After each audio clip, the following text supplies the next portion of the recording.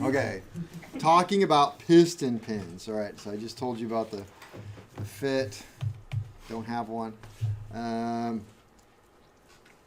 Wall thickness.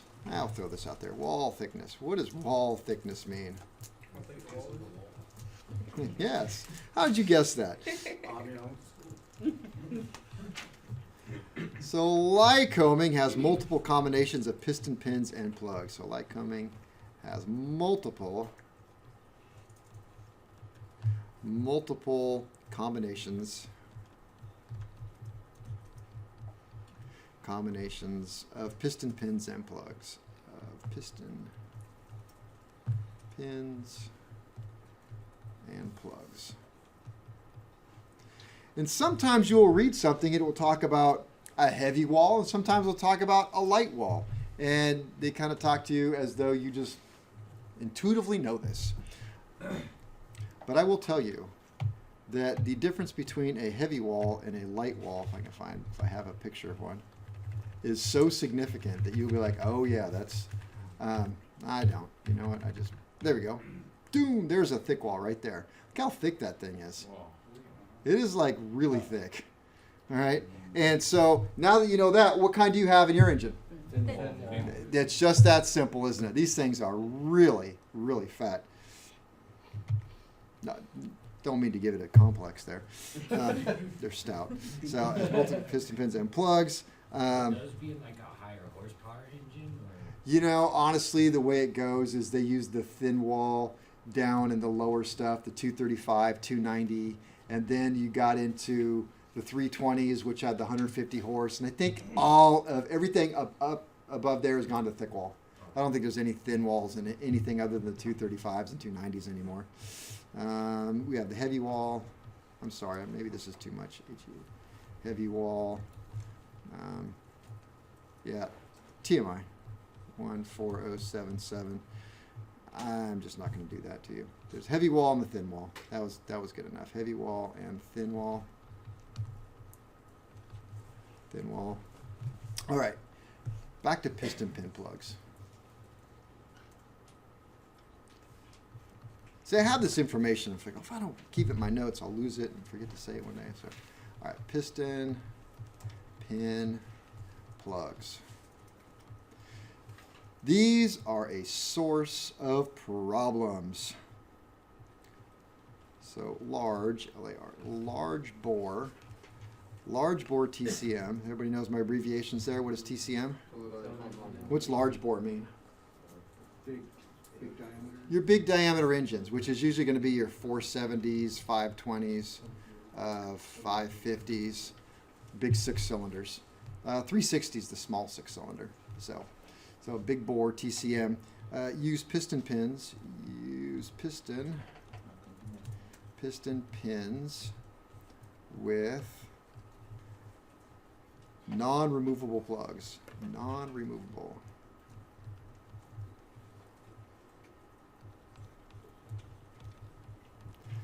Non-removable plugs. Let me pull up a non-removable plug. Ooh, there was my picture right there. Boom. Okay, so these are both Continental. This is the small one over here on my right. You're right too, I guess. This one over here.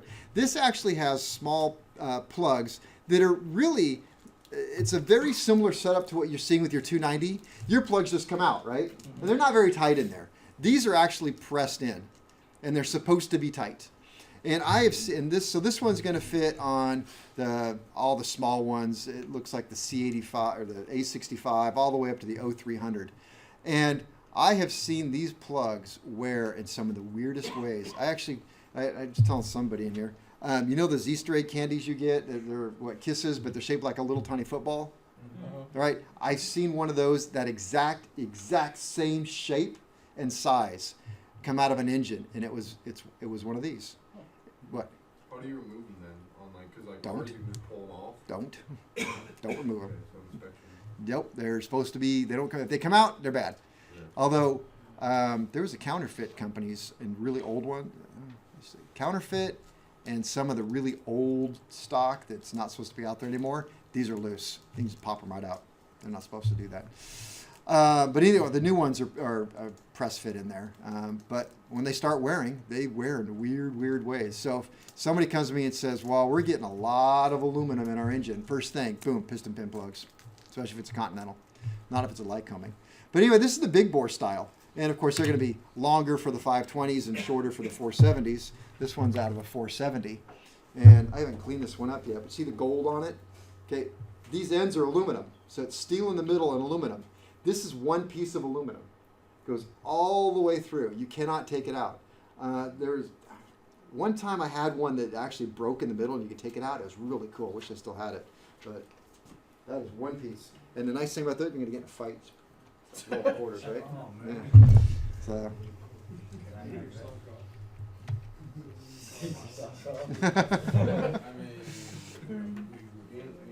All right, so large bore TCM, that's the large bore TCM.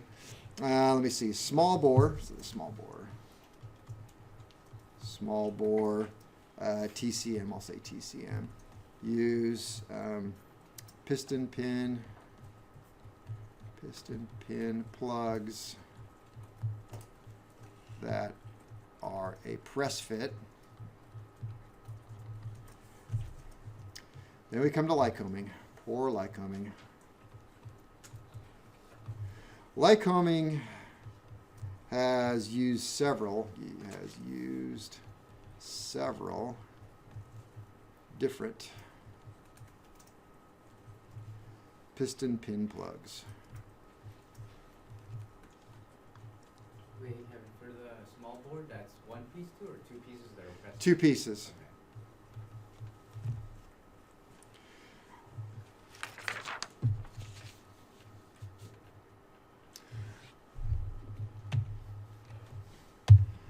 So if I get my story right here, this one right here, it looks like the color of the one I passed. It looks almost a bronze. It's a bronze. It is a bronze color. And we go way back in time, and they use this aluminum bronze piston pin plug. And then they did something weird with the hone pattern or something, and somebody said, you know what? We can do better than this. We can throw these out. We're going to go to something different. I don't remember what they went to. It was either these aluminum ones here or these piloted ones. And that gave them a problem, so they went over here to these piloted ones. Remember, the piloted all ones came out. So, oh, we got to go with these. And so what happens is these piloted ones, which you can't see it if you're looking at the video, but they actually go, this part right here goes inside of the piston pin. And then this aluminum out here rides against the cylinder walls. Well, they had all kinds of problems with those. So they had problems with these, and they had problems with those. And so I think they went back to these over here. Then they had more problems with those. So they found a solution, and the solution was to use aluminum bronze plugs, which is where they started. So, but the problem that they created with all of this is that the weight difference between them all is so dramatic that you can't just change out one. So if you're pulling apart a cylinder out in the field and you need to change out your piston pin plugs, you couldn't even get these other ones. You could only get the aluminum bronze, and you had to change out the other side. So yeah, see, in individual cylinders replace both with part number 60828. That's this one, piston pin plugs. In complete engine, replace all with the 72198. This is 72198. So in individual cylinders, you could do that, but then you had to change out the whole engine with these, and so it became a problem. You don't have to remember all that, but it was like, whoa, that was a problem. So now what you're going to find is the non-piloted caps that just fit right in there. And they just bump up against the cylinder, against the piston pin, and that's just all there is. So several distant, let's see.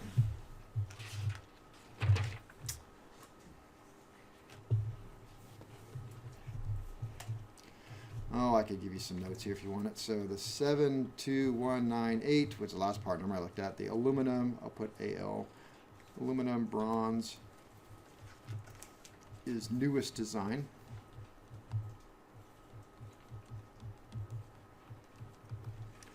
The 60828's just the aluminum. Is previous design. Previous design, but due to weight difference,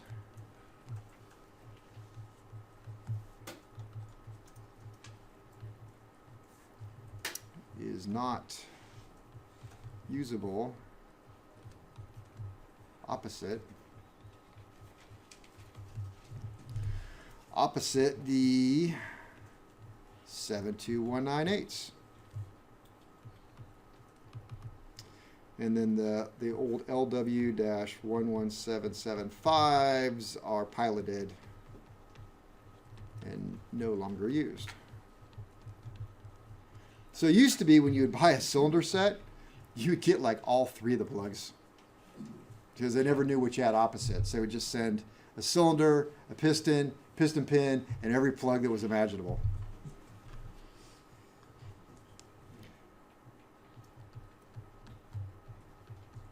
See service instruction 1, 2, 6, 7 for more details. You getting the idea that you got to have service bulletins with these engines? I hope so.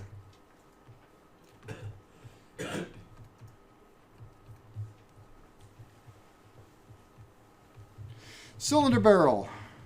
We've kind of really talked about this already tonight. But so what is this? This is the cylinder barrel right here. I'll use half of one. So that's the cylinder barrel. It is made of steel. What kind of steel? You always got to throw this in there. High strength. High strength steel. It has cooling fins. Why? To cool it down. All right. Cooling fins to dissipate heat. To dissipate. Looks better.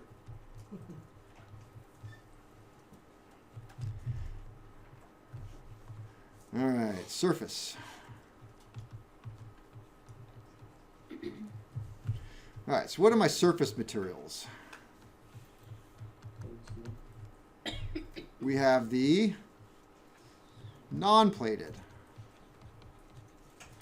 which in other words is plain steel. What's the problem with plain steel? What does what? Wears fast. Wears fast. Okay, so poor wear characteristics.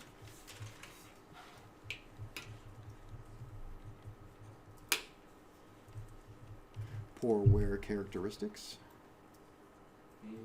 Scroll up. I knew I was going to get in trouble on that one. A little bit more. And what's my other one? Oops, wrong way. Plain steel, and what else do I have there with non-plated? Nitride. Nitride. All right. What's the benefit to nitride? Okay. About great wear characteristics. So it wears really well.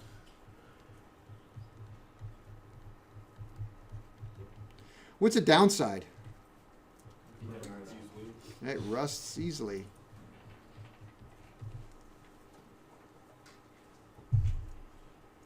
I'm going to throw one more at you. The new stuff they're starting to use is called black oxide. I don't have a lot of information about what their black oxide is, other than they look black. That kind of freaks people out. Is it a phosphate? I think it is a phosphate, though, actually. And I don't even know if it's nitrided under that and then an oxide finish. Might very well be.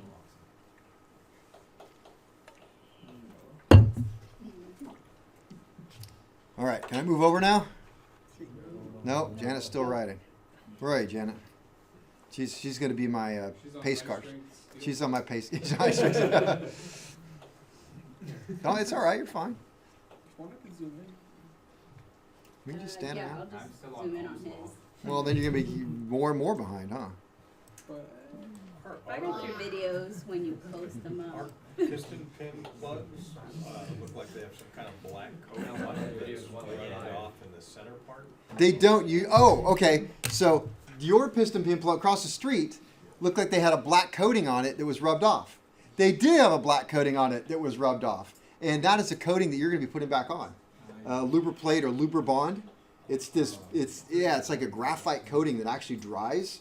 And so once you put it on, you're like, oh, that's what all this stuff is all over the place. We were trying to figure out if it was nitride or you just mentioned black oxide. So I'm like, well, maybe that's what it is. Yeah, no, it's I forget what the name is, Lubriplate or Lubribond, which one they go by, but it's not the urethra bond.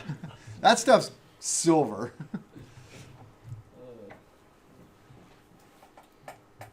All right, here we go.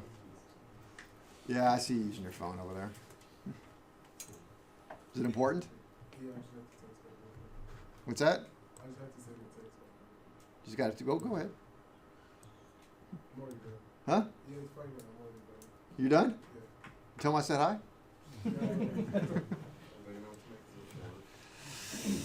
All right, so that was the non-plated. Now we have the plated. Plated. Maybe I'll try and write slower. Okay, what are my plated cylinders? What do we have? Chrome. Chrome. What else? Well, you guys are gonna help. Ceramic. Ceramic. Nickel. Nickel. And then they combine these. So there was, they had chrome. That's just the old school stuff. And it just seems to work really well. And then, what is Cermachrome? C-E-R. Cermachrome. I may not be spelling it right. They came out with this stuff called Cermachrome. And then Cermanil. Then they had Cermanil. These are trade names of the companies that created it. So the Cermachrome was a disaster. It didn't work well. I remember when we built a couple engines with Cermachrome cylinders, and it was very interesting how they behaved. And so the procedure for breaking in an engine, you have to be very careful. We'll talk about breaking in engines and rings. And it's kind of weird about cars. It's like they never talk about it in cars, really. But in aircraft, you have to be very careful with how you break in an engine. All right, and there's like two extremes. One, you don't baby it. If you baby an engine during break-in, you can likely never break it in. Are you okay? I could hear it rattling on the That's you're moving your head a little bit. Yeah, you're hearing the rattle in there. I was like, wait, I hear rattle? Then I realized it's probably There you go. what is going on?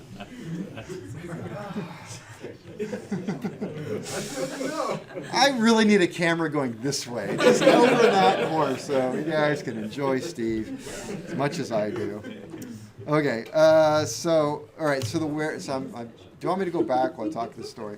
Trying to give you a break here. All right, so the Cermachrome said this really weird break-in characteristic. You gotta be careful. If you baby an engine, it won't break in. So what you're trying to do when you break in an engine, and I'm gonna talk more about this, give you notes, but you have a rough cylinder surface and a rough ring surface. And it's these rings sliding up and down on this rough surface breaks off the ridges, and it does it in such a way that it still leaves little valleys where the oil collects and stuff in there. So one of the things that can happen if you don't break it in right is that those ridges will fill full of oil, and if you overheat the cylinder, the ridges fill full of oil, then bake in there, and then you have this glaze. That's what glazing a cylinder is. So it's baked on oil or oil that's been coaked in there. And now you have this super slick surface that never actually, they won't hold any oil.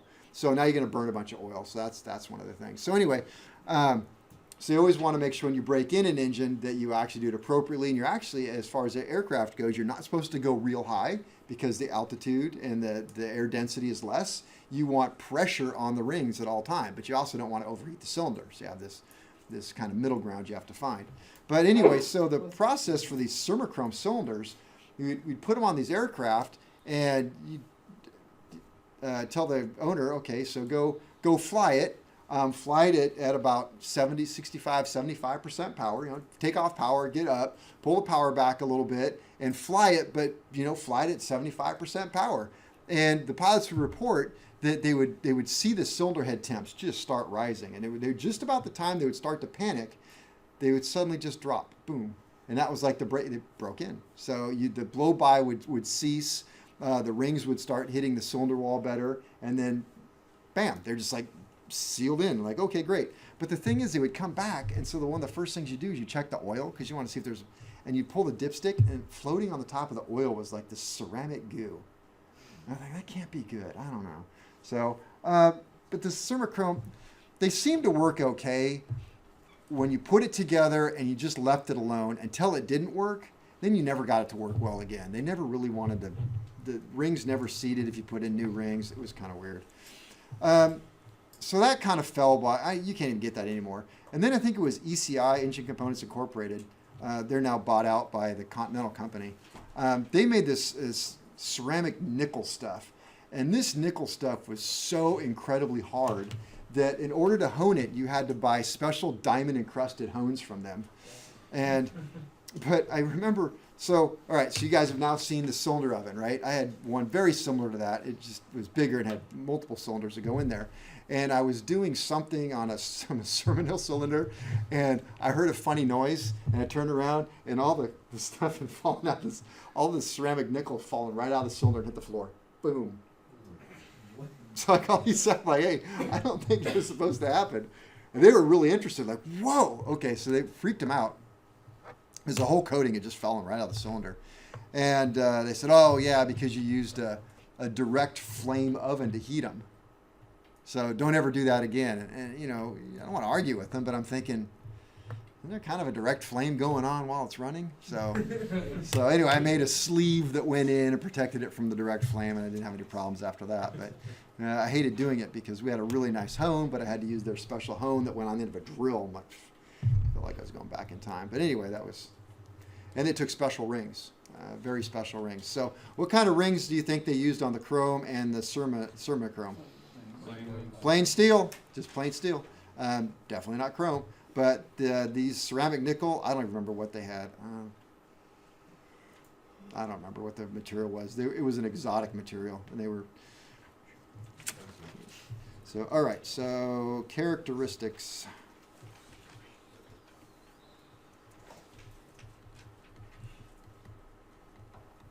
Characteristics of plating.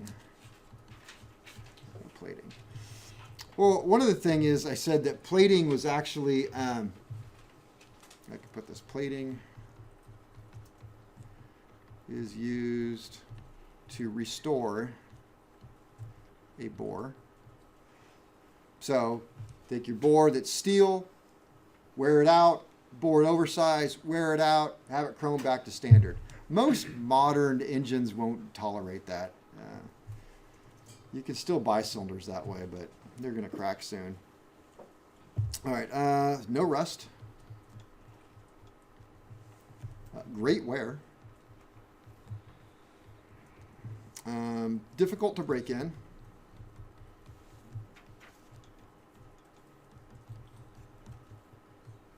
Two, three, four.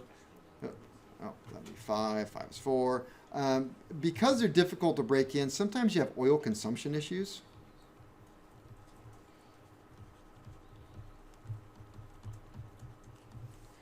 And they're going to take special rings sometimes, depending on what the bore is.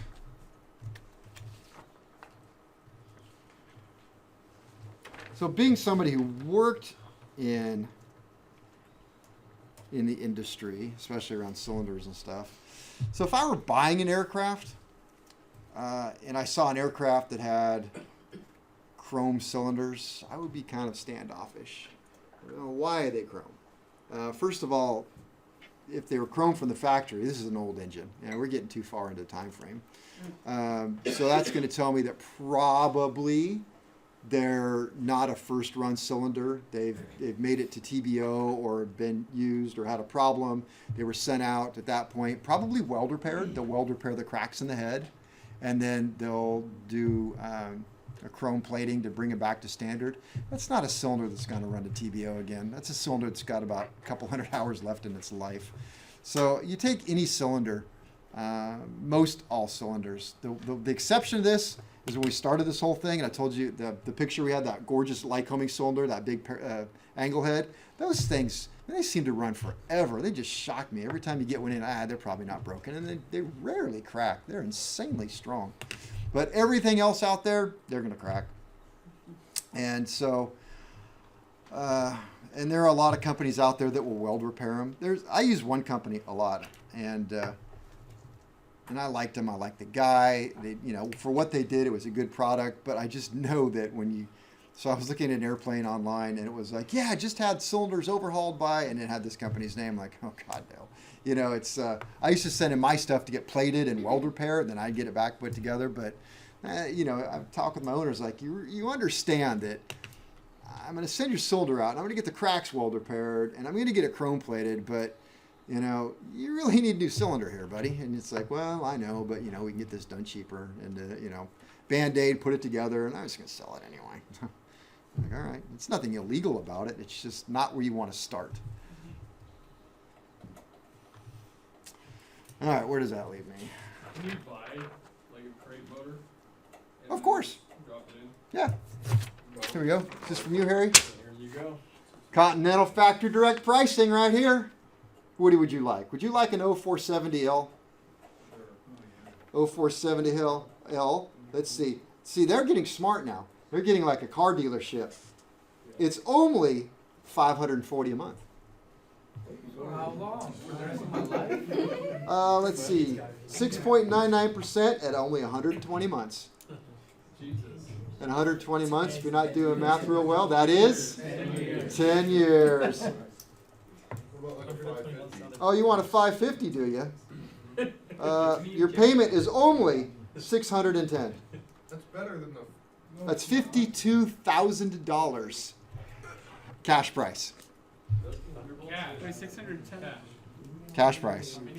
But how much is it for a rebuild manufacturer? Is that rebuild or new? That's new. Rebuilt. Rebuilt. Oh man, now you're talking cheap stuff here. What do you want? The 550?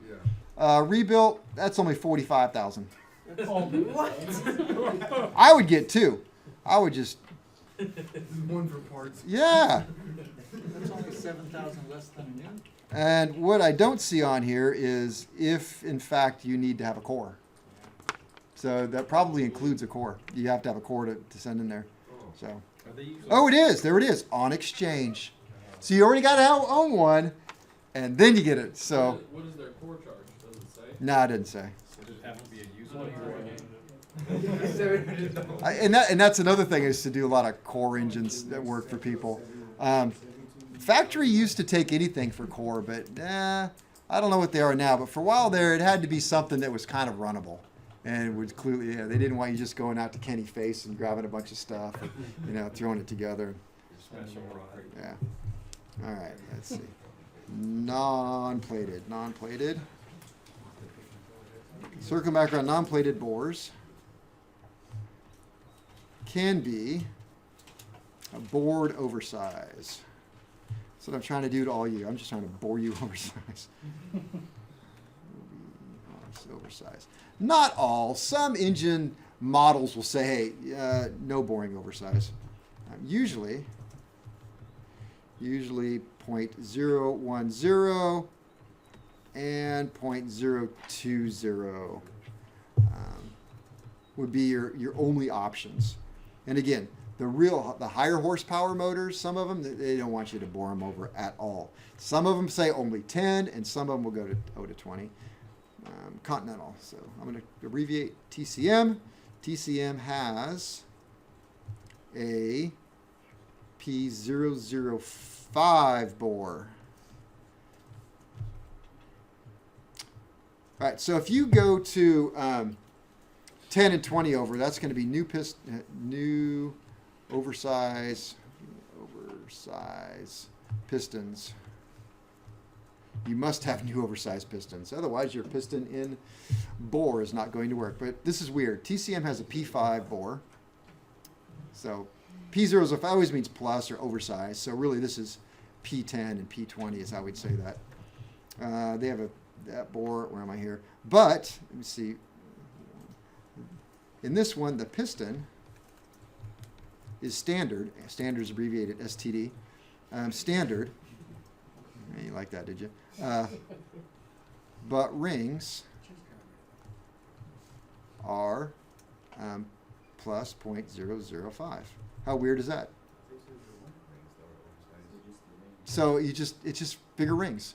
So when you look at the overhaul manual, we'll call it the overhaul manual because it's actually working off service bulletins half the time. So you look at the overhaul manual and say, okay, here's your cylinder. Here is new limit standard with serviceable. And the next line down is, but here's P5 new limits. And you're like, whoa, shoot, this is P5 new, right? And you just drop into that real easy. But then you get P5 rings. They fit really nice. But then if you get down to the piston in cylinder, that's going to be a real sloppy fit. Not real sloppy. I mean, it's just, you're not going to get a new fit out of that. That's a serviceable fit there. So, just something to know. It's just a nice way to get rings, actually, so that they have a nice gap to them. This is a Q&A question.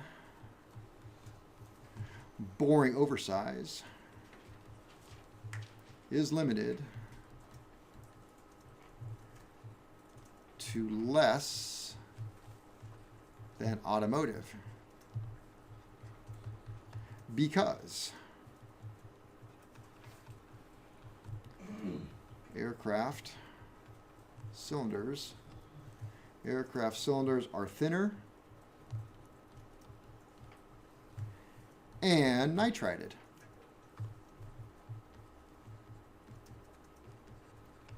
Hey, how thick is that nitriding? What's the most thickness that is? Up to how much? Oh, 10,000. Up to 10,000. So I get a cylinder and I bore it 10 thousandths over. What are the chances that I just bored through the nitriding? What are the chances when I go to P20 I went through the nitriding? Guaranteed. So at P10 you probably have little or no nitriding left, even though it's still called a nitrided cylinder. P5 you're okay. But you go oversized to P10, guaranteed. Usually, there's also P15 in there, but TCM is. Let's see. And I talked about this. So we have two types of bores. I don't know. I got to think of another way to say that because it's like, wait, we already talked about two types. We have the straight bore. The straight bore. If I have a straight bore cylinder, you tell me.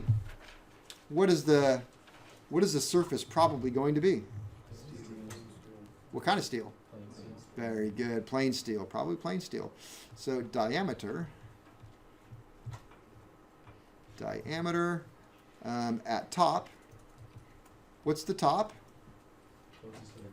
Closest to the head. Very good. Closest to the valves. I like that. Diameter at the top is the same as diameter at the bottom.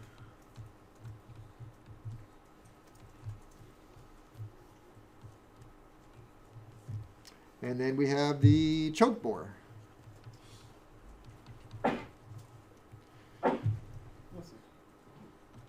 So the diameter at the head is bigger or smaller? Smaller. If it was bigger, what would it be called? Taper. Diameter at the head is smaller than opening. Than at the opening, which is also the skirt of the piston. How much is choke?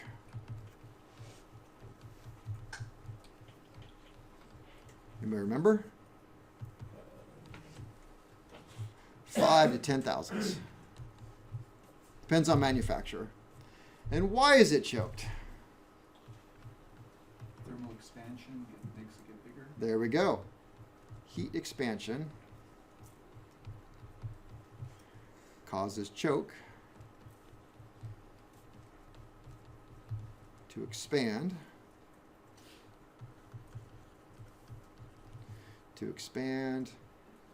to a straight bore. Hopefully that makes sense. So a straight bore at operating temperature.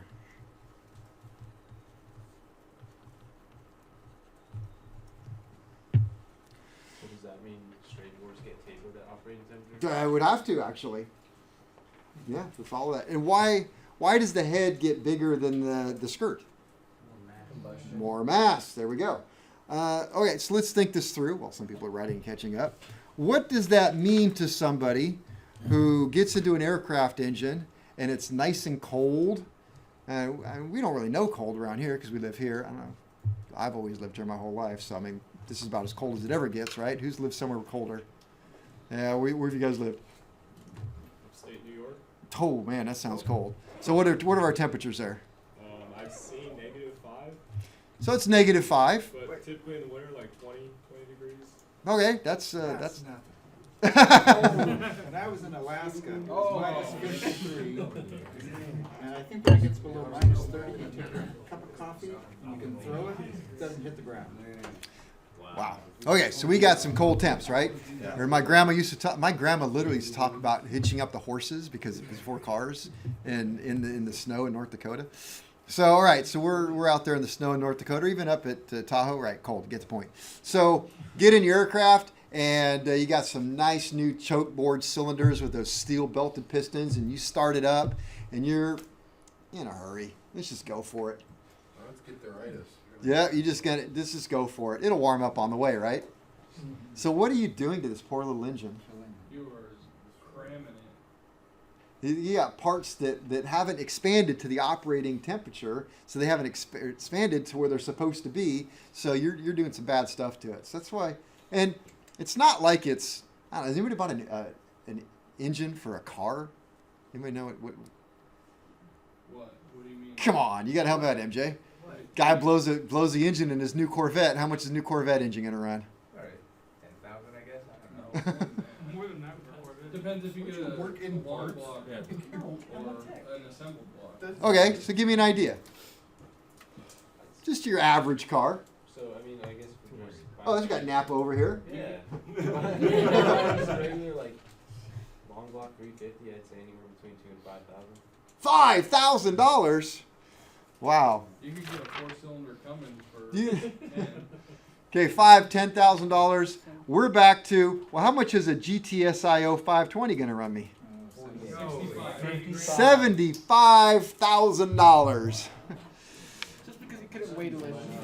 I think I'd want to let it warm. So the cheapest new engine on here is $38,000. That's the cheapest. What is that? 0470R, cheapest The- with an exchange. I saw road tax, like small, like tiny road tax. Like the cheapest new from their website was $15,000. All right. Anyway, so our point, yeah.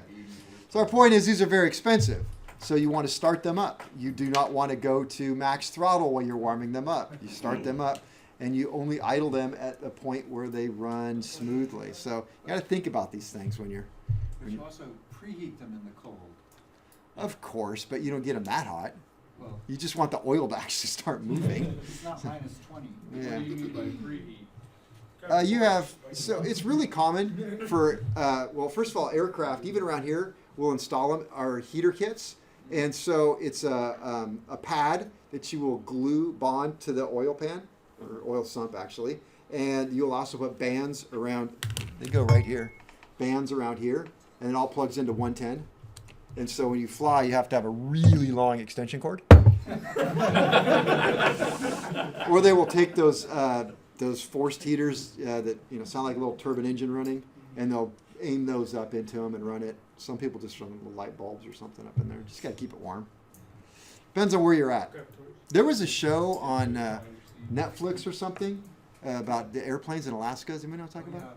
Flying Wild Alaska. That's my favorite. I've seen Ice Pilot. That's it. That's what I was thinking of. Weather Channel. Yeah. I didn't know cold till I watched that. Yeah. I think it's the one where they're running a freight company. Mm-hmm. Yeah, and the stuff they got to do. So always One the episode, the guy that owned the company came to McClellan to buy a plane. really. Yeah. Oh, that's cool. All right. Let's see. So bore surface. All right, bore surface. I mean, I think it's There's another plane. not like super exciting, but All right. So how many people have done the cylinder? I've done 3 groups on the cylinder line, right? So the first 2 groups you missed out on this. So you got to come back and see me, and I'll show you how to do this. But the bore surface, it's honed to a finish. And this honing is actually a very big deal. and some of I was really fortunate that I had this hone, and it was just the most bizarre thing, and it was really, really hard to operate. You did everything with 3 buttons, and it was, it was not electric. It was very analog, and so you push the top one, it would run. If you push the top 2, it would run and circle at the top. If you then depending on how you let go of them would depend on what it would do, and it had 1 pressure gauge on it with a knob, and that's all this stuff, and then you would change out heads and sign bars and stuff. It was all very manually operated, but it was an awesome piece of equipment. We never had any problems or returns on any of our stuff. But every now and then you'd be out in the field working, and a service bulletin would come out, or you just hear in the news that all these engines were having problems. Why? Because either Continental or Lycoming changed their hone pattern. They changed something about the way they're honing, and it would just create problems. It would start eating up piston pin plugs, or it wouldn't seat right, and so it was actually a very big deal about these hone finishes. So it's not something you just should really take necessarily lightly, like, hey, I'm just out in the field, I'm doing a cylinder, I'll just hone it. I'll just get on Napa and I'll just get myself a hone, just kind of get in there with my drill bit. I'm sure it'll work. It might. It might not too. So it's honed to a finish, and that finish is referred to as an RMS finish. Whoa, I heard it! RMS stands for? Root mean square. We don't need. How would you figure out what your root mean square is? The scope. With the stylus. With the stylus. Okay, I'm going to just look around. I'm going to guess you and I know what a stylus is, and probably who knows what a stylus is? My computer has one right on the screen. Wow. No, nope. A stylus is how you played records. Now, who knows what a record is? So you had vinyl records, right? Yes, and it had a little needle, and that was actually called the stylus, right? Okay, we call it a needle, but it's actually called a stylus. And that's exactly how you would measure this RMS finish. You would measure it with a profilometer. Oh, that one.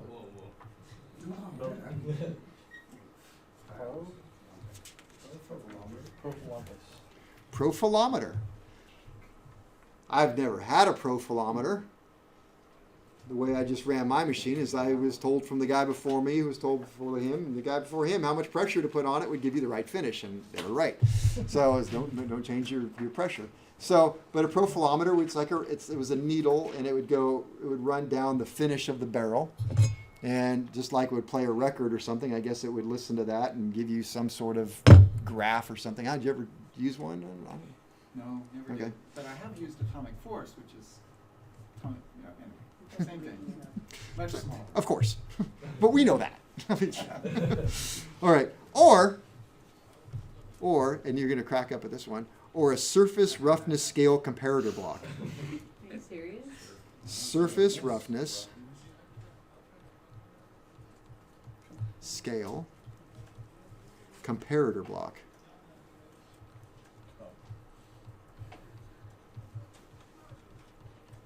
That must be calibrated. How was that calibrated? All right. Before you leave, I'm going to tell you what a surface roughness comparator block is. I had to have one. It looked like a little tiny wallet that you would open up, and inside it had metal with various roughnesses on it. And you would look at one and you would compare it to what you were holding, and you'd say, yep, that looks like that one. And it would tell you what the finish was, and I'm not making that up. I feel like you're making